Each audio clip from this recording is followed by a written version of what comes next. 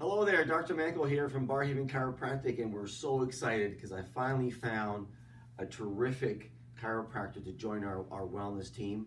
And I want to introduce Dr. Colin Brown to our office and our wellness team. And he's had some clinical years of practice, and you did your training where, Dr. Colin? In South Africa, in a city called Durban. Durban, okay.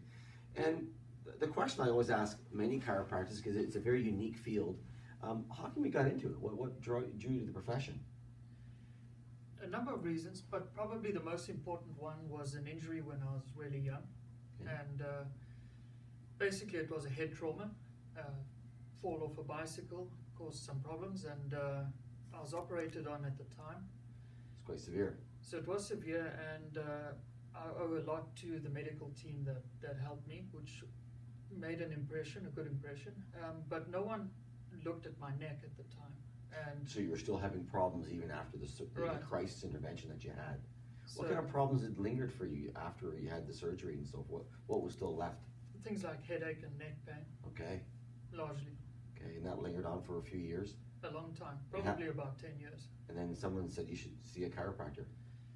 Not actually. I looked at different opportunities when it came to choosing a career, and read up about chiropractic, liked what I read, and then went to see one, and that was my first experience.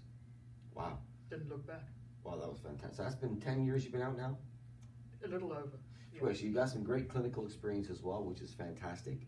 And again, what you're saying is something I've seen for the past 26 years, is that there seems to be this connection in relationship to head impact or concussion-like injuries to what happens to the neck in whiplash, right? Because if we think about the way that people injure their head or get concussed when they get their head, the neck ends up becoming strained and pulled from their natural position, that you can easily create a structural shift either in the skull and cause nerve pressure, especially with movement, and something that we call this big word proprioception, these nerves from the joints and the ligaments that go up into the front part of the brain. And so it can be very easily seen where people have had concussions don't fully recover because there's this effect of the neck that no one has addressed before. Does that sound right to you? Exactly right. And it's also become a very topical point in North America, more because of American football. Yes.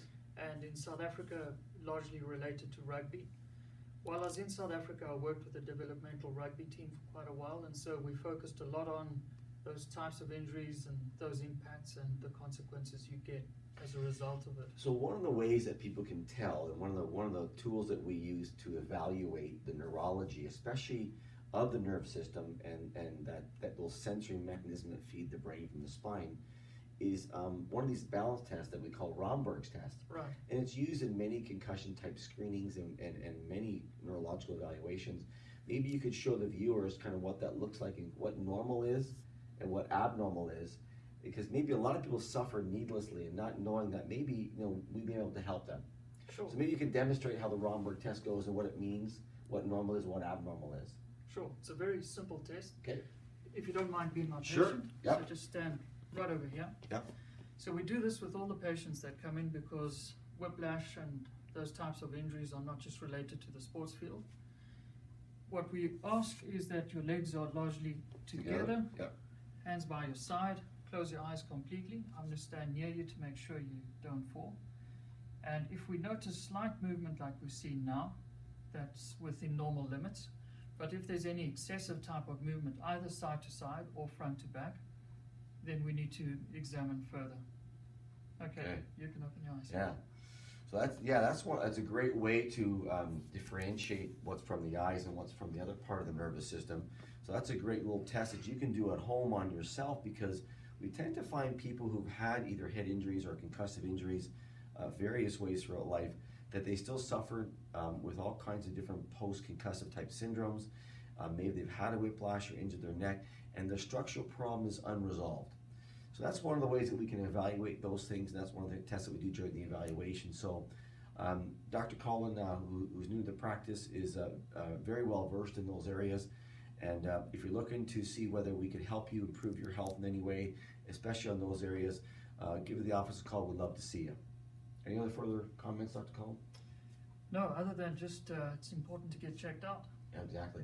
Because it does lead to progressive degeneration if it's uncorrected, I believe. Exactly, Yeah. and then complications falls on From one of that, them. right? Yeah. So we hope you found that helpful. If you do, please share with your friends and family because you could help someone improve their health. Bye for now.